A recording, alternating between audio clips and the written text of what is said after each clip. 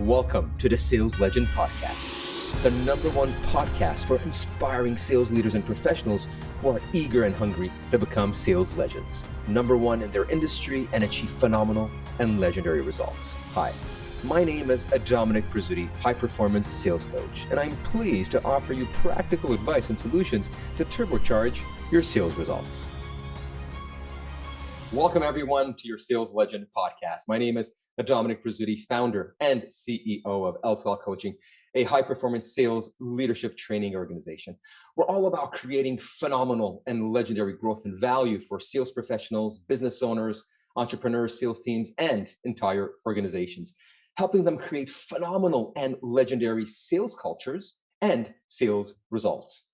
We are also the creators of the 10x10 Sales Legend Growth Model, creators of the Sales Legend Scorecard, and creators of the 8-Step Sales Legend Training Program. Becoming a sales legend is possible for everyone with the right training and learning. A sales legend is a sales professional who masters the art of connection, the art of discovery, and the art of closing. Today, I have the privilege of having with me an expert in the area of discovery. Our goal is to bring value to you through the insights of industry leaders. My guest today is Mark Shekter, co-founder and CEO of Think8.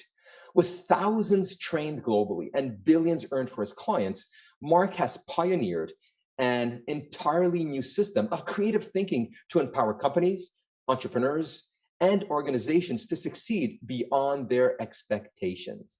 Mark trains and models startups, SMEs, and Fortune 500 companies to new think the way they do business, shaping corporate cultures of explosive innovation. He draws on his background as an Emmy-winning Hollywood writer, producer, composer, having written comedy for Steve Martin and Jim Carrey, and special musical material for Leonard Cohen, Elton John, and many others. Well, welcome, Mark. It's a true pleasure having you as our guest today. Thank you, Domenic. I appreciate the opportunity. So, Mark, today we will be discussing about the importance of how the discovery step or process in every sales meeting is absolutely critical for any sales professional to be able to identify how our service or solution may benefit them. Before we talk about the importance of the discovery step, I do have a few questions I would love to ask you regarding Think8. Is that okay with you? Of course, absolutely, sure. So the first question regarding Think8 is regarding the name of your company, Think8. And how did you come to develop your innovative methodology for helping entrepreneurs and businesses globally? Very good question, and I'm happy to answer. It really was a bit of retro engineering. By that, I mean, I was working in Hollywood, and in Hollywood, it's always considered to be pot luck if you have a hit. And I thought there has to be a better way. Like in sales, you can't kind of go in hoping. You want to have a confidence that you can sell something.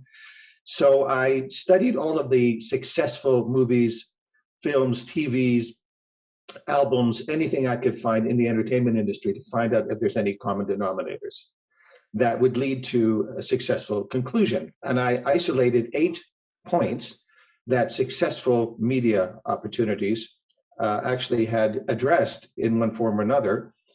And those that were less successful had omitted one of the 8 points. And I thought, well, that's interesting. So I applied it to my own writing and work and pitching, and my sales stats went up. And then producers and writers and people said, well, what are you doing? Because I was selling about 70 to 80% of my pitches, which is impossible down there.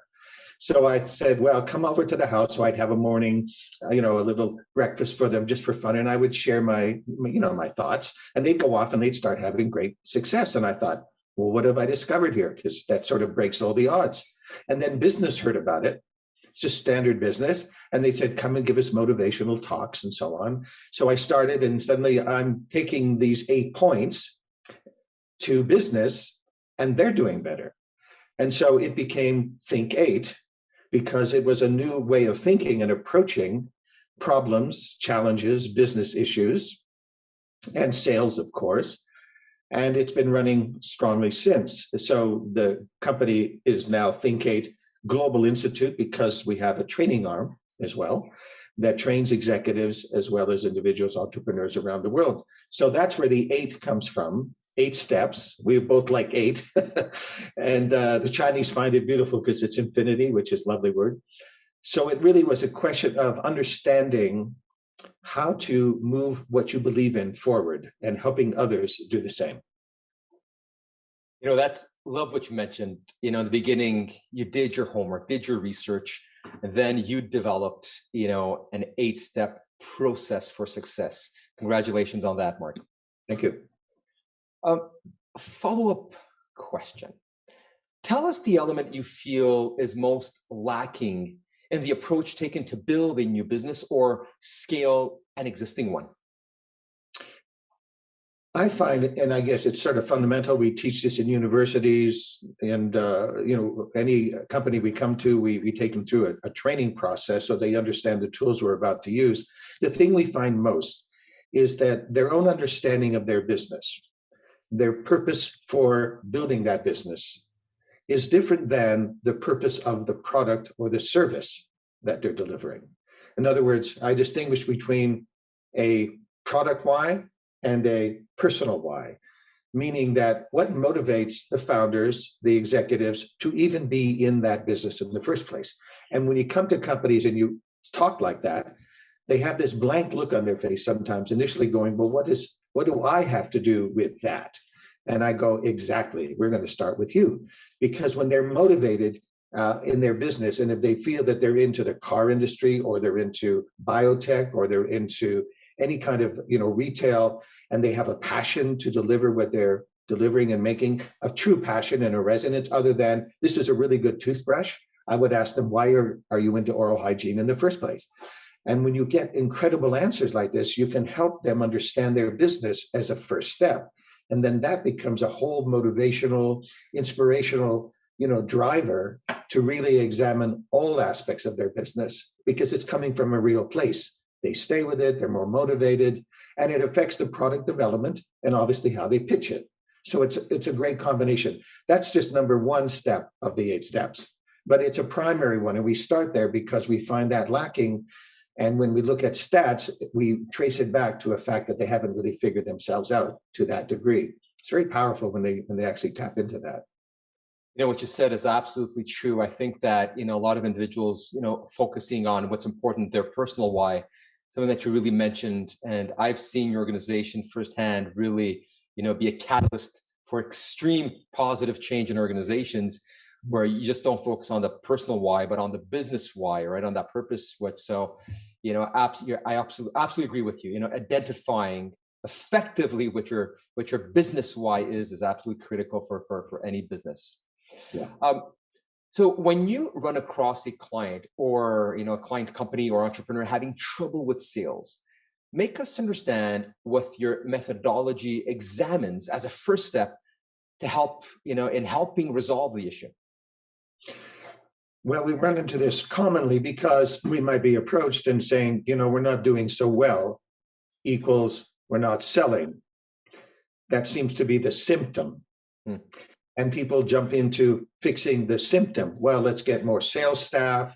Let's get the product better, obvious things. We go, well, what are you really selling? What is the benefit of your thing? What are you wanting people to understand about your product? In other words, we're going back to basically the messaging, the authentic value that you're bringing. So we look at sales, the problem of, and their skills, and you'll address the skills of the sales, individual. But on the level of where we operate, we're looking at its symptom, not cause. So to me, it's the thermometer with the fever. Something is wrong. Oh, are we going to just fix that? Or are we going to look at holistic health? Is that person living well? Are they eating too much sugar? In other words, we examine it holistically. And so when we start to trace it back to more fundamentals like purpose why versus the product why, messaging, are they really authentically delivering? Do they believe in the value of their product, etc.? Then you can see the impact on sales. And if those points aren't in, we address those points. and sales start to go up because they'll refine their product, they'll speak it with more passion, etc. And that affects directly their sales. Love that question that you mentioned, which you ask your clients, what are you really selling? I think that's such an important question to ask. And it's great that you're asking that question because most of the time, you're getting different answers from everyone around that table, around that room, or in that team. So great question. We hear a lot about the need for constant innovation for businesses. Mm-hmm. In working with companies of all sizes, from startups to Fortune 500 corporations, share with us the way you help them become more competitive through real innovation. Well, real innovation means that it's coming from a real place, meaning you are committed to what you're delivering. It does come down to value. If I had to sum up the definition of business, I would say real value exchanged. Somebody or a company that stands behind their product or service, and if they have it there, they will constantly be thoughtful about refining it, improving it, expanding the opportunities with it. They will know who they are and why they're in business in the first place. And this directly affects, it's interesting. My research showed, and I learned this in Hollywood, that when somebody is really motivated, they think smarter, they think more broadly, they're more creative, and they don't believe you until you actually take them through the process and they go, I never thought that way before. That is new think. So this real innovation, when I use the word real innovation or true innovation, I would also say marketable innovation, because ideas abound. There are ideas. So somebody says, I think we should have electric cars. And I go, great, that's an idea. That's not a vision. I want you to understand how that's going to actually happen. And when you direct them through the process, they see the whole of it. And then they can innovate on it, innovate it. So if they're simply stuck on the thing and making that thing better, they're still in a very focused understanding of potential. So the way innovation is best generated is standing back and recognizing full potential. And that comes from being authentic and saying, I have something I believe in. It still comes back to the purpose. Always, always, always. Believing in what you're doing and feeling that you're exchanging real value. There's three words that you mentioned. Absolutely. I love them. Real value exchange, real value exchange. So absolutely. One final question on your business before we get to the topic of today.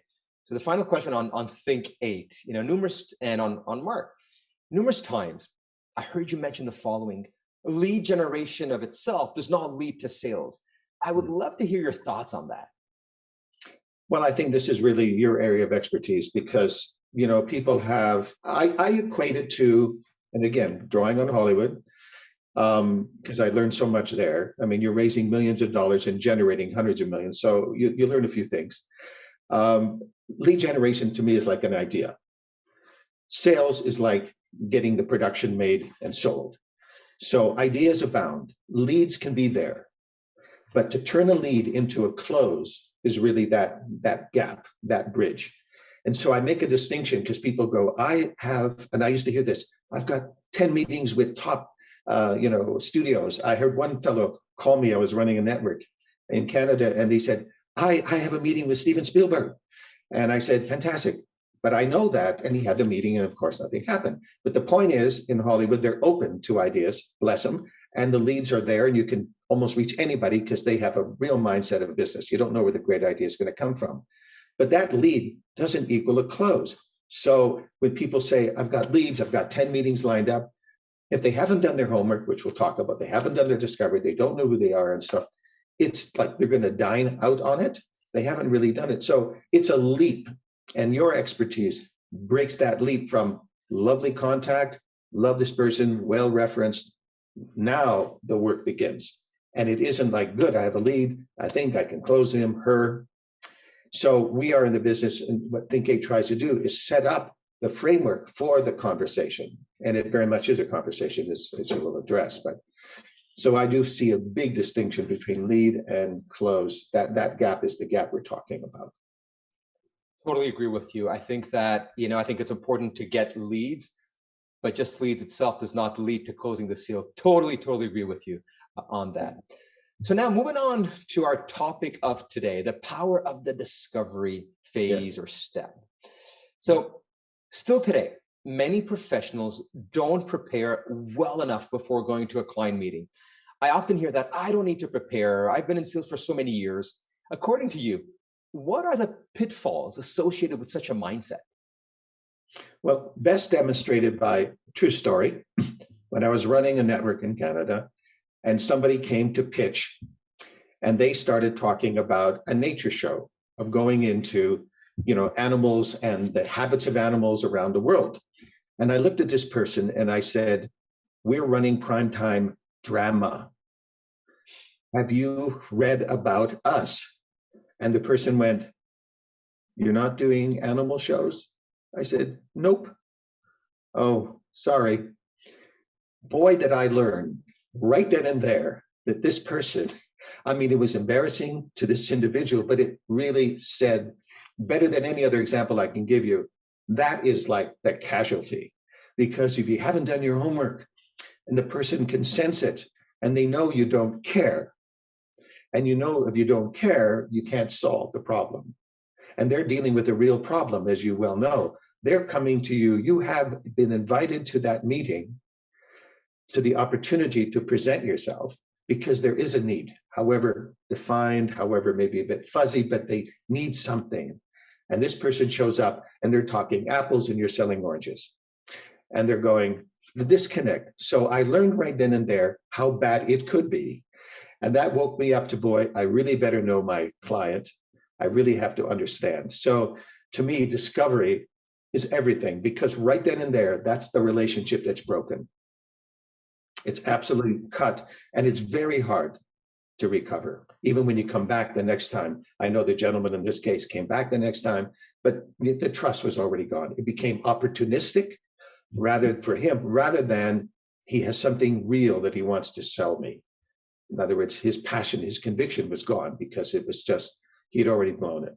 Sadly, It's exactly, the story might have been funny in the beginning, but it's sadly for the individual. We always tell our clients, I always tell my clients, think about it this way, you only have one chance to shine. You better do your homework, because that opportunity might never come again. So totally understand. So as a sales leader and professional, preparing ourselves before a meeting, a client is absolutely a must. Share with us the importance of preparing a few questions or numerous questions beforehand. Well, when I look at a client, and I don't look at a client the way people might look at it, I look at somebody that we can have a relationship with, and I can provide something that he or she really needs. And so to me, it's a relationship. So if it's a relationship, I really want to understand what groundwork we can establish. In other words, the questions that I look at are really about them and not about me. And I want to understand how they feel about things, what issues they're dealing with. In other words, establish the communication before we talk about anything. Because without that communication and that relationship being established, which goes along with trust and concern and care, nothing really happens thereafter. And I find oftentimes, without the kind of questions that really help somebody explain who they are, what their needs are, then you're jumping right into a pitch, and the word gets misunderstood because it sounds thin, and it often is thin. It's a pitch rather than a relationship. And I don't look at it. I even have a thing that I was doing where I talked about the perfect pitch when I was training people in writing and sales and so on from the media business, and playing on the word perfect pitch and music, of course. And it was all about relationship. And before you even get into discussing the value, because you're dealing with somebody who has real needs. And if you recognize the real need, then there's the groundwork. Now you can talk about what you might be able to provide them. So the questions are designed purely not to talk about yourself and present yourself. Those aren't questions. You know what you're going to offer. It's to really understand what their needs are, what their wants are, what they're dealing with in real time, because they are dealing with things in real time. They're not meeting you and having the opportunity to talk to you without a need. So your job is to really understand that need. My takeaway of everything that you mentioned there, what's absolutely insightful is it's not about us, it's about them. So, just structure your meeting and discovery phase about them. So thank you for that. Mm-hmm. During the discovery phase, this is when you are asking all your questions to really understand where your client is being basically underserviced. Tell us what ratio of your time should be focused on listening versus speaking. It's a great question. I've been in meetings where literally I don't think I've said 2 words. And the person comes away and goes, that was a great conversation. And I didn't say anything. I just came up. I think I may have given a pamphlet or something, or said, we can help or whatever. That was like 99-1. So I would say a comfort thing would be like maybe 75, 80% to 20% kind of range, where they're doing the talking because I want to understand. And what I find in the understanding, and this is something I realized, they might have what they would say is an expressed need, right? What they think the problem is. But in real conversation, you're going to get to what is the felt need, like the real deal. And this is really an art form in itself, if we want to call it that. And I found that true of broadcasting and pitching years ago with, movies and things. What is it that they're trying to do? Is it just to make money, or what is it that they're suffering from, or they feel that's painful? They talk about pain points. And that takes a little digging because they're not always forthcoming. And they might say, yes, here, tell me what you do. Thank you very much for the meeting. We'll get back to you. And I go, whoa, whoa, whoa. And I've literally leaned forward and go, look, forget sales, forget this. What's going on? Because you say you don't have any room for X or Y, or you're filled up on this and you don't need more product. And I go, what isn't delivering for you? And I take a different angle, and suddenly it's almost like they look around like they're going to share confidence, and they go, we're suffering with the so-and-so, and we're really not done it. And we got things in development here, but it's not working. But the first question when I asked was, we are filled up with development. We've got all of our scripts, we're good. We've spent our money. Then you go deeper and they go, none of that development money is paying off. That's what I'm looking for. Because if I can match that need, and that's what the discovery thing for me is really getting down to the heart of it, literally the heart of it, and having that conversation get real. Now I can say, well, how can we fill that? Because what I come in with thinking, even with my discovery, I find the discovery doesn't end with the preceding stuff.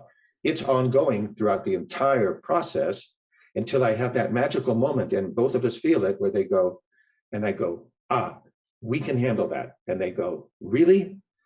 But that's not what they said at the beginning, and that's not what I found in all the literature. So that's the moment really where I feel the closest possible. So that's for me discovery, because discovery doesn't end with the prep. It comes with the questions that you're talking about. You're deeply zeroed in questions, Absolutely. I mean, what you just said right now, like, be focused, right? I think prepare yourself. And I love when you mentioned that some of the best conversations that clients had with you was when you only said 2 words, but they felt that it was a fabulous conversation, so that takes, it's an art of listening, strategically and effectively. Really. I do have one final question regarding the discovery phase. So during the discovery phase, when you're asking questions, clients tend to ask, they tend to ask us to talk about us and our solution, our product, our service. What do you do at that point? Do you continue asking questions, or do you go directly, and go and talk about your product, service? What do you do, Mark? People want to talk about themselves, right? I learned long ago that it isn't about me, right?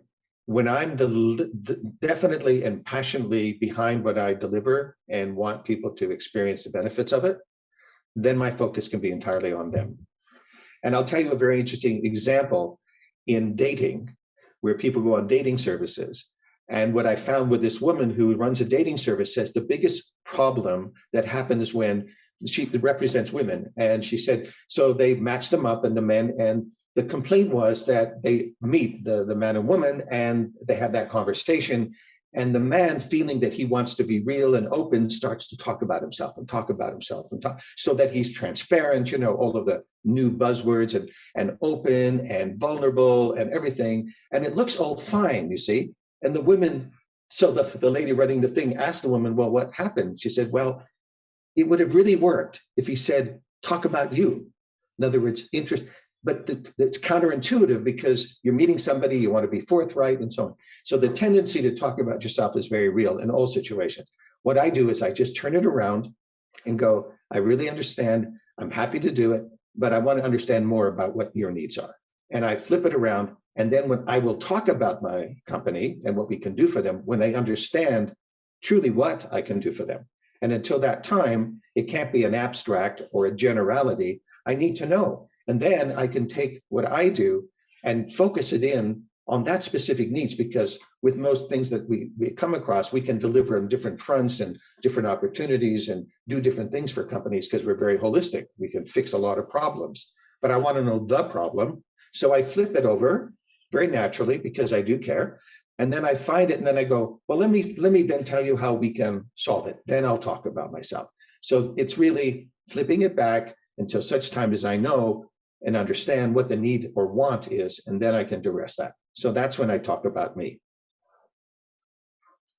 Mark, crazy. It was absolutely, Mark, it was an absolute pleasure having you as our guest today.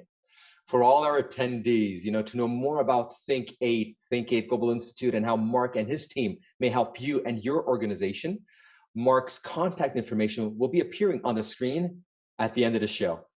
Thank you again, Mark, for so much valuable insights. It's my pleasure, Dominic. I mean, and you're the pro in sales, so you understand this so well. And that's why you're so successful. It is really understanding the client, really catering to his or her needs. And then it's easy, but that's assuming you have something really valuable to offer them. So it's on you to have the value. And then the second part is being able to communicate that value to someone else. I really appreciate the opportunity to share this with you. Thank you very much, Mark. So once again, I would like to thank everyone for attending our webcast today. Please stay tuned for our next webcast, where we will bring you yet another industry leader who is creating tremendous value and growth and creating in their own way phenomenal and legendary results. To learn more on how we are creating sales legends, please click on the link below to access free training to help you achieve sales legend status and to learn more about the Ultimate Sales Legend program. Once again, thank you, and keep striving to be phenomenal and legendary.